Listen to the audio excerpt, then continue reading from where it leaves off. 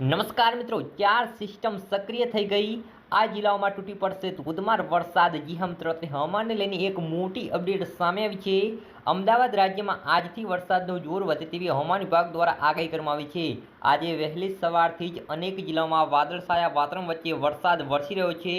રાજ્યમાં એક સાથે 4 વરસાદી સિસ્ટમ સક્રિય થતાં ભારે વરસાદની સંભાવના જોવા મળી રહી છે। જ્યાં મિત્રો અનેક જિલ્લાઓમાં આજે ઝરમર વરસાદ પડી શકે છે। જ્યાં મિત્રો આજે આ જિલ્લામાં ખાબકશે વરસાદ। તેની વાત કરીએ તો આજે રાજ્યના 13 જિલ્લામાં વરસાદનું યલો એલર્ટ જાહેર કરવામાં આવ્યું છે। દક્ષિણ ગુજરાત અને મધ્ય ગુજરાતમાં આજે ભારે વરસાદ ખાબકી શકે છે।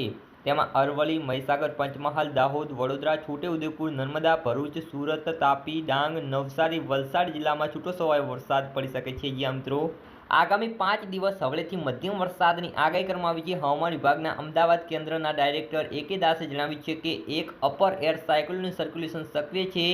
આ સાથે બંગાળની ખાડીમાં પણ એક સિસ્ટમ સક્રિય થઈ શકે છે। જ્યાં મિત્રો આ સાથે તેમણે જણાવ્યું કે ગુજરાતમાં આગામી 5 દિવસ હળવેથી મધ્યમ વરસાદની આગાહી કરવામાં આવી છે।